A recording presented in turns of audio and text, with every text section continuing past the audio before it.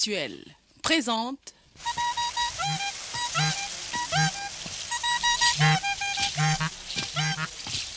Jean-François Bizot et Jean-Pierre Dutilleux ont rencontré Raoni, le chef des guerriers Chukaramais.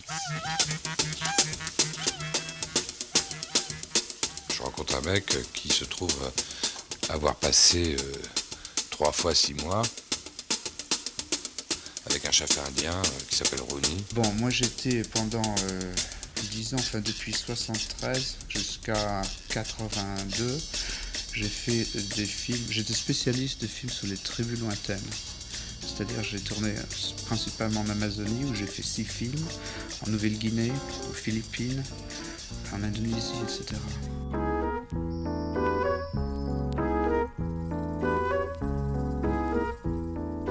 Je suis parti avec Jean-Pierre Dutilleux qui, par hasard, a été saisi d'une vision dans les années 70.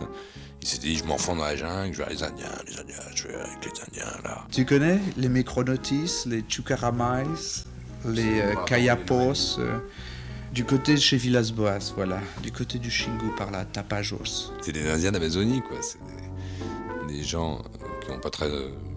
qui frayent pas tellement avec le blanc, quoi, parce que à force qu'il leur file des maladies ou qu'il les descendent ou qu'il leur pique leurs trucs, bon bah ils frayent pas. Ils sont là, et puis quand on veut aller voir, bon bah il faut avoir un motif.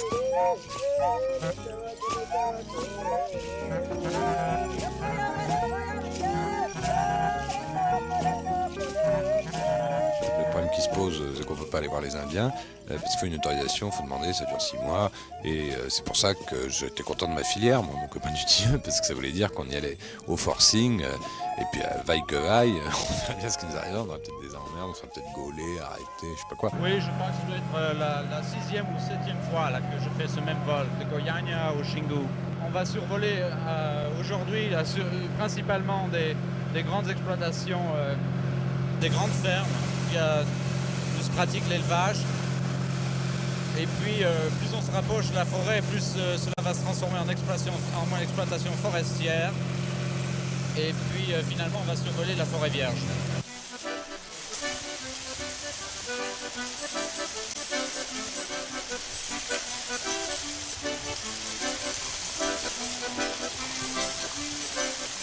Tu montes dans un petit avion, puis tu cherches la forêt. Le problème, c'est dans combien de temps elle va venir. Alors, si t'es pas venu comme Dutilleux depuis 5 ans, tu te demandes si elle va venir dans 10 minutes, dans 1 heure ou dans 2 heures. La première fois que j'ai fait ce vol, c'était en 73, donc il y a maintenant 12 ans. La forêt commençait presque à la sortie de Goiânia. C'est-à-dire qu'il y avait quasiment 3 heures de vol, de survol de jungle avant d'arriver au Xingu. Et la dernière fois que je suis venu, il y a 4 ans, la distance de jungle survolée, le temps de jungle survolée avait diminué de 3 heures à 40 minutes.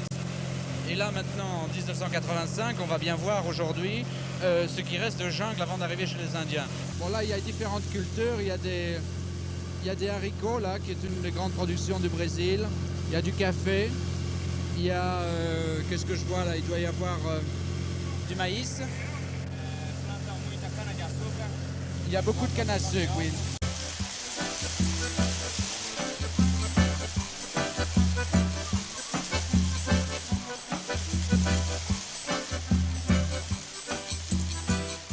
Le jour où la route a creusé dans un de ces morceaux, qui est une terre reconnue comme étant au Kayapo, dont les guerriers Chukaramais sont les pires, et ceux qui brandissent des grands bâtons et qui viennent te taper dessus, bon bah c'est là-dessus qu'ils vivent sur un grand bout de jungle avec un grand fleuve, et qu'un jour la route est arrivée pour traverser leur bout de jungle, et que ce jour-là ils n'ont pas été contents du tout. Et maintenant, évidemment, l'équilibre est rompu, alors les animaux disparaissent et les Indiens doivent se réorganiser, sinon ils vont disparaître eux aussi. Les Brésiliens ont cru qu'ils avaient une réserve forestière inépuisable. L'Amazonie, c'était en effet un océan, mais là, je crois maintenant qu'ils se rendent compte petit à petit que ce n'est pas un infini.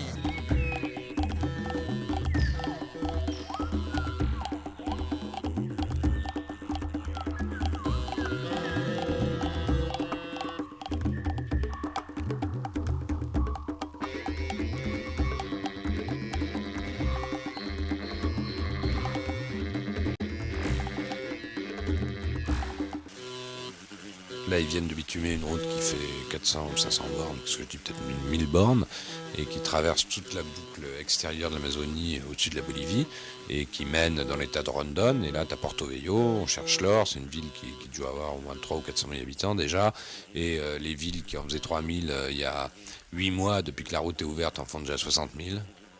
Ça fait réfléchir. Donc, tu vois, là c'est une énorme machine, là, de ce côté-là, la conquête de l'Amazonie.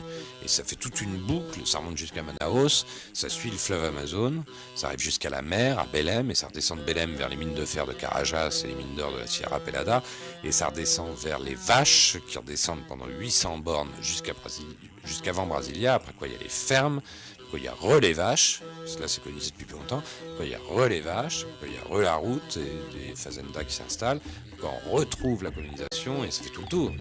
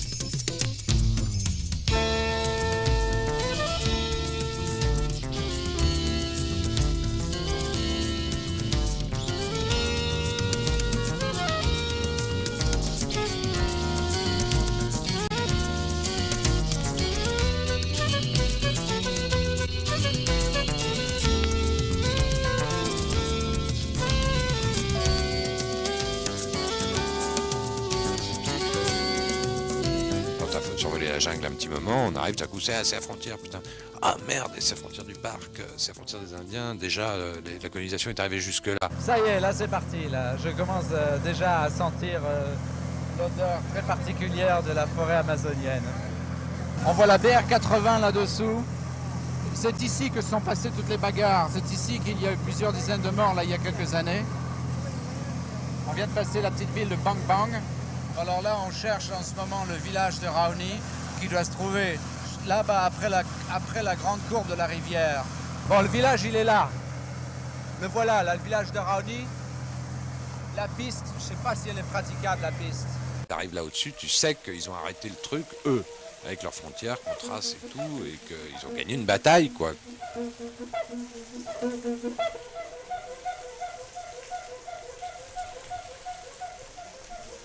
Ah oui, ça c'est... Tous les Indiens nous regardent là. Ils se demandent bien qui peut arriver. Ah oui, tous ils regardent vers le ciel. Oh, je vois un blanc là. J'ai vu un blanc là.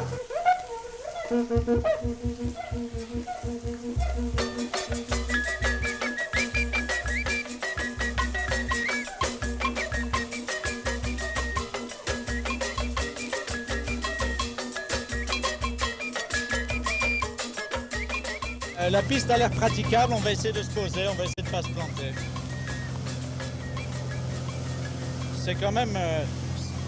c'est une des pistes qui est faite par les Indiens, alors je crois qu'ils ne sont pas tellement au courant des problèmes que pose un atterrissage. Alors il est possible qu'il y ait quelques souches ou quelques troncs qui traînent là au milieu de la piste. Enfin, là on a déjà fait 2 passages, yes.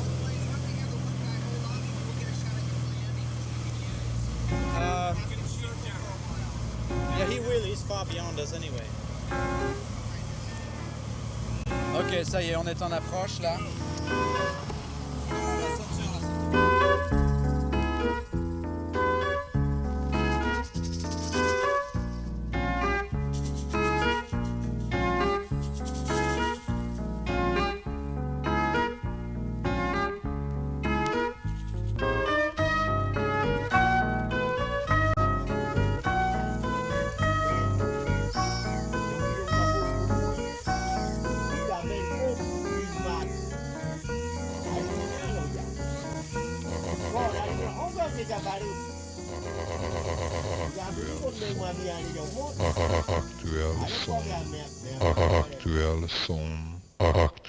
Aktuell som